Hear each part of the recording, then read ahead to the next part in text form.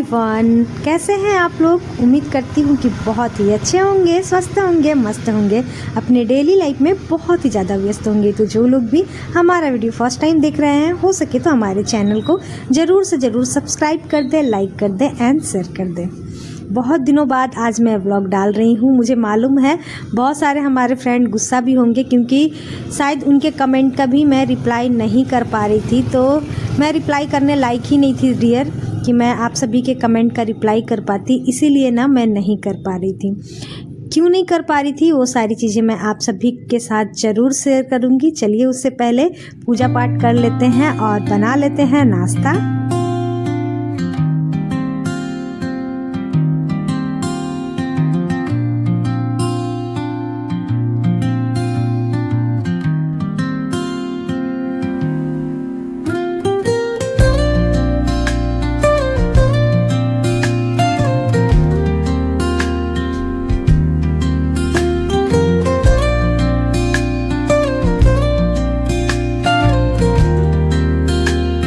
तो दोस्तों ये मेरे बीमार होने से 1-2 दिन पहले का ही व्लॉग है। व्लॉग्स बन रहे थे मैं लेकिन शेयर नहीं कर पा रही थी, क्योंकि मेरे व्लॉग्स जो आते हैं वॉइस ओवर के ऊपर रहते हैं, तो इसीलिए साइलेंटली सारा व्लॉग बना हुआ था। मुझे वॉइस ओवर करना था लेकिन मैं कुछ बोल ही नहीं पा रही थी, तो आप सभी के साथ शेयर क्या करती। तो यहाँ पर देख सकते हैं कि खुशी खुशी ये हमारा छोटा सा फैमिली बहुत ही ज़्यादा खुश था, क्योंकि वैसे भी हमें खुशियाँ बहुत सोच समझ के माता रानी देती है, लेकिन फिर भी हम लोग ना बहुत अच्छे से खुश रहते थे कि चलो जो भी है किस्मत में जैसा भी है सब कुछ अच्छा है। उसी में संतोष करके रहना सीख रहे थे। सब कुछ ठीक ही चल रहा था हमारे लाइफ में। जो लोग भी हमारे पुराने व्यूवर्स होंगे, 4 साल से मुझे देख रहे होंगे, आप लोग देख ही रहे हैं हमारी छोटी सी फैमिली हर छोटे मोटे खुशियों में खुश रहती है। तो यहाँ पर पोहा बना रही थी मैं। क्या मिलेगा? चाय को गर्म कर लेते हैं। ना चाय छोड़ दो, चाय नहीं। ओ बाप, नजर उतारो। आज आपके साथ धूप भी देख के आते हैं, सूरज किधर से निकला है। वो धूप से पता चल जाएगा सूरज किधर निकला है। मतलब क्या बोलता है यार तुम भी? तो निकला ही नहीं है, देखते हैं बोलो कि सूरज देख के आता, सूरज किधर से निकला है। हाँ, मतलब इतनी खुशी हो गई ना कि हमको विश्वास नहीं हो रहा है। बताओ, पहली बार बोले क्या हम? बाप रे बाप, चाय नहीं नाश्ते के साथ। सुबह से 4 बार पी चुके, इसलिए मना किए। वही तो। तो दोस्तों यहाँ पर हमारा पोहा बन करके हो गया था तैयार। अच्छे से हम लोग खाएं पिए, सब कुछ अच्छे से ही चल रहा था। तो पता नहीं कैसे हमारे ब्रेस्ट में हो गई थी गांठ, जो कि बहुत पहले से ही हुई थी, लेकिन मुझे बिल्कुल भी मालूम नहीं चला था, और वो बहुत ज़्यादा बड़ा हो गया था, बड़े साइज़ का हो गया था, जिसके वजह से अचानक मुझे फीवर आ गया, और फीवर के साथ बहुत ही ज़्यादा दर्द होने लगा। तो आप जानते ही हैं कि लेडीज़ का सबसे पहले मन कहाँ जाता है। बस हमें लगा कि अब मुझे वही हो गया है। अब उस दिन से ना सच पूछिए तो हम लोगों का ना जीना दुश्वार हो गया था। उसके बाद फिर हस्बैंड जी बोले कि नहीं चलो चेकअप करवा लेते हैं। मैं सोची चलो ठीक हो जाएगा। अपने मन में मैं चाह करके भी वो सारी बातें नहीं ला रही थी, ना ही मैं यूट्यूब वगैरह में देख रही थी, और हस्बैंड जी को छुट्टी भी नहीं मिल पा रही थी। तो जैसे तैसे करके मैं 2 दिन बिताई किसी तरीके से। फिर हस्बैंड जी को छुट्टी मिली, हॉस्पिटल लेकर के गए, डॉक्टर को दिखाया गया। फिर उन्होंने मेडिसिन लिखी, मेडिसिन लिखने के बाद कुछ टेस्ट लिखे। तो फिर मैं अपनी ननद लोग से सबसे बात की कि मुझे ऐसा हो गया है। तो उन्होंने कहा कि हाँ होता है ऐसा, हमारे साथ भी ऐसा ही हुआ था। मैं थोड़ी सी रिलैक्स फील करने लगी कि चलो ये नॉर्मल चीज़ है, सभी औरतों के साथ होता है। लेकिन मेरा थोड़ा सा एबनॉर्मल था, क्योंकि ये तब होता है जब आपके बच्चे छोटे होते हैं, जब आप ब्रेस्ट फीडिंग कराते हैं, तो उस वक्त का जो प्रॉब्लम होता है कुछ और होता है, और बाद में होने का मतलब कुछ और हो जाता है। तो अब क्या हुआ ना कि टेस्ट करवाने लिखा हुआ था, लेकिन हस्बैंड जी को सिर्फ 1 दिन की छुट्टी मिली थी, जिसके कारण हम लोग उसी दिन सेम डेज नहीं करवा पाए। अब रात को करीब जिस दिन हम लोग मेडिसिन खाए, डॉक्टर जो दी वो मेडिसिन मैं जब खाई उसके बाद तो मत ही पूछे, हालत मेरी बहुत ही ज़्यादा ख़राब हो गई थी। इतना दर्द, इतना बुखार कि मैं क्या ही बोलूँ, कुछ समझ में नहीं आ रहा था। आप देख सकते हैं उसी दिन का है, मतलब दर्द होने से एक दिन पहले का ही है। कितने अच्छे से हम लोग खा रहे थे, पी रहे थे और मुझे बिल्कुल भी एहसास नहीं था। एक्चुअली बच्चों के साथ ना मस्ती मजाक में मुझे वहाँ पर चोट लग गया था, उसके बाद फिर ये सारी चीज़ें होने लगी। तो यहाँ पर देख सकते हैं कि मैं जा रही थी टेस्ट करवाने के लिए। इसी रात को ना मैं बहुत ज़्यादा मेरी तबीयत ख़राब थी, लेकिन सुबह में मैं बच्चों के लिए चाउमीन वगैरह सब कुछ बनाई और फिर रेडी हो गई। तो हस्बैंड जी मजाक भी कर रहे हैं कि तुमको देख के नहीं लग रहा कि तुम टेस्ट करवाने जा रही हो, एकदम सज धज के जा रही हूँ। मैं बोल रही कि सज धज के क्या, नॉर्मल सा मैं कपड़ा जैसे पहनती हूँ वैसे ही पहन करके जा रही हूँ। यहाँ तक तो सब कुछ ठीक था, लेकिन यहाँ से जाने के बाद जो हमारे घर का माहौल बदला है ना कि मैं क्या ही बोलूँ, कुछ बोलने लायक नहीं था। तो हम लोग नाश्ता वास्ता करके निकल पड़े थे टेस्ट करवाने के लिए। यहाँ पर मेरा अल्ट्रासाउंड हो रहा था और मेन ना यही था, मुझे शायद यहाँ नहीं आना चाहिए था। मैं यहीं आकर के ना ख़राब कर दी। यहाँ के लोग ना, डॉक्टर भी और जिन्होंने रिपोर्ट दिया था वो कुछ मुझसे इस तरीके की बातें बोले ना कि हम लोगों को ना डर लग गया। बोलने लगे नहीं आप बहुत अच्छे से इलाज करवाइए, ये करवाइए, इतना बड़ा है था आपको, आप कैसे नहीं ये सब करवाएं, मतलब बहुत कुछ बोलने लगे ना। बहुत ज़्यादा मैं डर गई थी। उसके बाद फिर हम रिपोर्ट लेकर के फिर हम लोग ना सैटरडे के दिन टेस्ट करवाए थे ना, इस फ्राइडे के दिन टेस्ट करवाए थे, सैटरडे या फ्राइडे को ऐसे ही टेस्ट करवाए थे। तो संडे पड़ गया था जिसकी वजह से डॉक्टर के पास नहीं गए। फिर हम लोग मंडे के दिन डॉक्टर के पास गए और ये देखिए फीवर आने का सिलसिला चालू ही है। दिन में ठीक रहती थी, जैसे ही शाम होने लगता था ना मुझे फीवर आने लगता था। हस्बैंड जी, मैं क्या बोलूँ, मुझे पति नहीं भगवान मिले हैं। हर वक्त जब से मैं शादी करके आई हूँ ना, इन्होंने जितना साथ दिया है ना शायद ही किसी ने मेरा इतना साथ दिया है। इतनी तबीयत ख़राब, दोनों बच्चों के टाइम में भी मेरी बहुत तबीयत ख़राब होती थी। मेरे हस्बैंड ही मेरा सपोर्ट करते थे। भगवान करे हर जन्म में अगर होता है कोई भी जन्म और, तो मेरे हस्बैंड जैसे ही मेरे पति मिलने चाहिए, यही मिलने चाहिए, सॉरी मेरे पति ही मुझे मिलने चाहिए कसम से। मतलब मैं कुछ तो ज़रूर पुण्य की होंगी कि मुझे ऐसे हस्बैंड मिले हैं। सच में बहुत करते हैं, बहुत ही ज़्यादा। तो यहाँ पर मैं रोटी बना दी थी, हस्बैंड जी सब्जी बना दिए थे।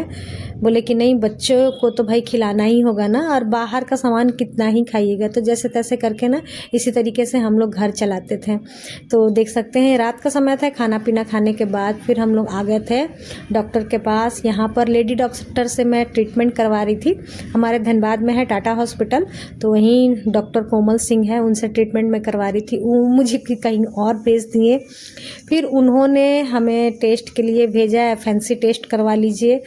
तो क्या होता है ना, पहली बार में जब ये सारी चीज़ें आपको मालूम नहीं होती है ना, तो डर सा लगता है कि फैंसी टेस्ट क्या होता है, ये वो, मतलब क्यों किया जा रहा है, बहुत ही डर लगने लगा था। और उसके बाद फिर दिन प्रतिदिन मेरी तबीयत ख़राब होते जा रही थी। मेडिसिन खाने की वजह से सिर्फ हो रही थी, क्योंकि शायद मेडिसिन बहुत हार्ड था और मेरा बॉडी उसे नहीं झेल पा रहा था, जिसकी वजह से दिन प्रतिदिन मेरी तबीयत इतनी ख़राब होने जाने लगी कि मैं क्या बोलूँ।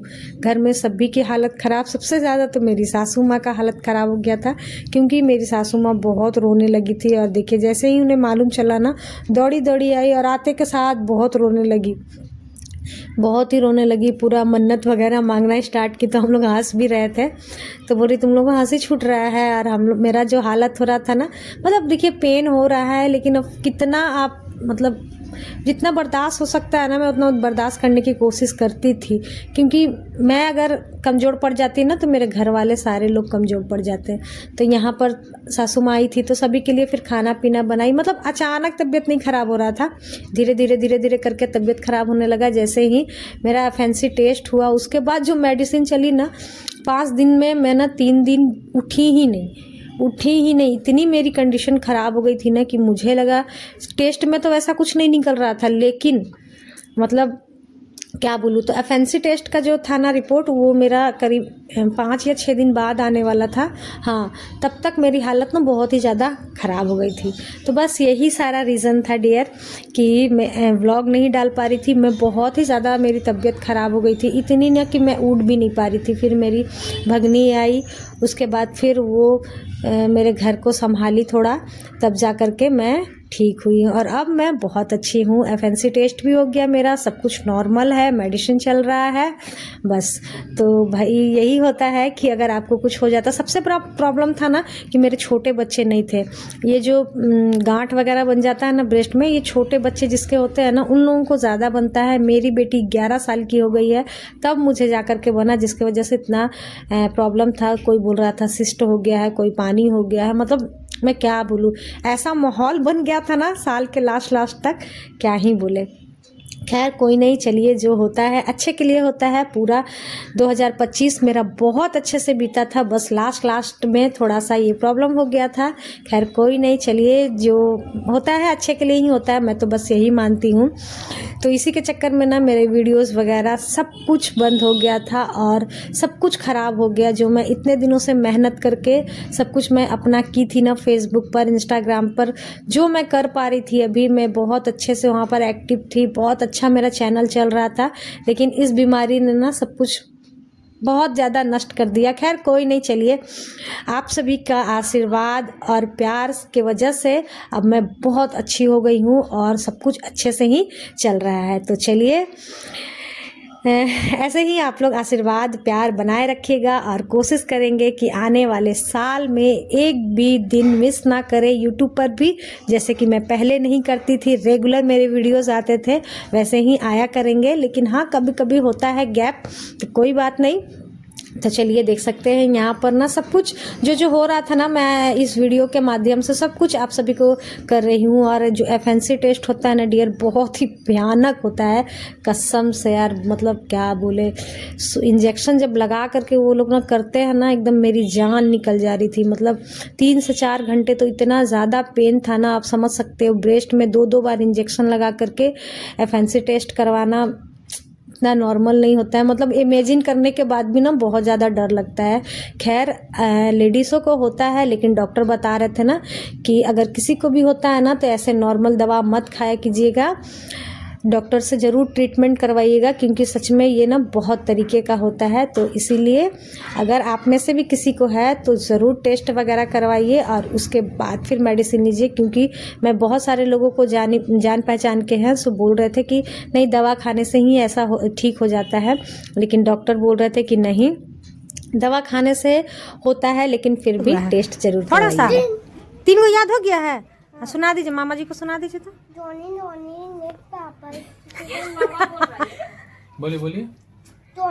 नो पापा। नो पापा, यस पापा। फिर से बोलिए। ने पापा। जोनी नो पापा। ने पापा। ने पापा नहीं पापा। ने पापा। Yes papa. फिर से बोलिए। जोनी ने पापा। हाँ, फिर नो पापा। नो पापा। हाँ, टेलिंग ला नो पापा। हाँ, ओपन योर माउथ। माउथ। हाँ, वाह, याद हो गया तो इसको। याद आता है थोड़ा। बड़ा हो गया। आप बड़ा हो गए? अरे तेरी सही में बड़ा हो गया ये तो। तो दोस्तों एक बार फिर से मैं आप सभी से माफ़ी मांगना चाहूँगी। जो लोग भी कमेंट कर रहे थे उन लोगों का मैं रिप्लाई नहीं कर पाई थी, तो उसके लिए ही मैं माफ़ी मांगना चाहती हूँ। तो यहाँ पर मैं टेस्ट करवाने आई थी, लेकिन टाइमिंग मुझे ज़्यादा दे दी गई थी। मैं 12 बजे आई थी और मुझे 2 से 3 के बीच आने को कहा गया था। तो मैं आ गई थी दीदी के यहाँ, और यहाँ पर मेरी सासू माँ मछली की फ़ैन है भाई। मतलब इनके खाने में मछली नहीं होगी ना तो पता नहीं ये क्या करेंगी, मतलब खाना ही खाना है। तो मछली लेते हुए आई थी, बोल रही थी मैं बना देती हूँ फटाफट से, तुम खा लो। तो हम लोग बोले नहीं, हम लोग ये सब नहीं खाएंगे, क्योंकि दोपहर का खाना खा के हम लोग नहीं निकले थे, सोचे टेस्ट करवाएंगे। और हम लोग को मालूम नहीं था कि ऐसा होता है टाइमिंग वगैरह का, तो निकल जाएंगे और जा करके रोटी सब्जी घर में ही बना लेंगे। लेकिन ऐसा हो गया तो फिर दीदी के घर में आना पड़ा। तो दीदी हमारे लिए एकदम टेस्टी सा खाना बनाई फटाफट से, अपने भाई के लिए पूड़ी और सब्जी। जानती है कि मेरा भाई पूड़ी सब्जी बहुत पसंद करता है, तो इसीलिए यहाँ पर चने की दाल, पनीर की सब्जी और साथ ही पूड़ी बनाई थी दीदी। तो खाना पीना हम लोगों ने खाया और उसके बाद फिर फ़ोन आ गया था कि डॉक्टर आ गए हैं, आ जाइए आप लोग। तो फिर हम लोग यहाँ से तुरंत फटाफट से निकले। और मेरे दोनों बच्चे ना घर में भूखे थे, क्योंकि सुबह में मैं नाश्ता सिर्फ बना करके आई थी और खाने के टाइम में मुझे लगा जाके बना दूँगी, लेकिन ऐसा टाइम का प्रॉब्लम हो गया जिसके वजह से कर ही नहीं पाई। तो फिर बच्चे बोलने लगे मम्मी कुछ बनाइए ना। तो मैं बोली ठीक है चलो मैं फटाफट से बना देती हूँ रोटी। और उसके पापा बोले कि आज मैं चिकन बनाता हूँ। बहुत हेल्प करते हैं भाई मेरे हस्बैंड जी, नज़र ना लगे लेकिन सच में। मेरी प्रेगनेंसी के टाइम में भी मेरा तो आप लोग जानते हैं कि लव मैरिज था, तो कोई भी नहीं था, तो भगवान बन करके मेरा मतलब क्या बोलूँ, मेरी प्रेगनेंसी की कंडीशन ना बहुत ही ज़्यादा ख़राब रहती थी। मैं पूरे 9 महीने तक उठ नहीं पाई थी बेटे के टाइम पर, और बेटी के टाइम पर करीब 5 से 6 महीना उठ नहीं पाई थी। मतलब मैं वॉमिट करते रहती थी, सारा दिन वॉमिट करती थी। और मेरे हस्बैंड ना मेरे साथ खड़े रहते थे, जब भी काम से आते थे ना तो मेरे साथ के साथ खड़े रहते थे। वो सारा दिन मैं याद करती हूँ ना तो मैं सोचती हूँ कि मतलब क्या भाई, कसम से ऐसे हस्बैंड ना सभी को मिलने चाहिए, इतने सपोर्टिंग ना सभी को मिलने चाहिए। ऐसे हम लोग मजाक मस्ती में मैं करते रहती हूँ कि आप ऐसे हैं वो वैसे हैं, तो सीरियस मत लीजिएगा, क्योंकि कुछ फ्रेंड हमारे कहते हैं कि दीदी आप जीजा जी को ऐसे बोलते हैं, बहुत अच्छे हैं। वाकई में बहुत ही अच्छे हैं, बहुत ही अच्छे हैं। पता नहीं इस ब्लॉग को देख कर क्या बोलेंगे कि तुम कुछ ज़्यादा ही मेरी तारीफ़ कर दी हो, लेकिन सच में बहुत अच्छे हैं मेरे हस्बैंड जी, बहुत ही अच्छे। तो यहाँ पर देखिए, तो दोस्तों यहाँ पर देख सकते हैं कि हमारे हस्बैंड जी कर रहे हैं काम, बना रहे हैं चिकन। क्योंकि बच्चों को ना उस दिन इनके हाथ का पसंद आया था अंडा करी, बहुत ही ज़्यादा है ना, इसीलिए यहाँ पर आज ये लोग पढ़ रहे हैं। आज इनके हवाले हो गया है चिकन, और मैं चली पुलाव बनाना चाहिए था यार।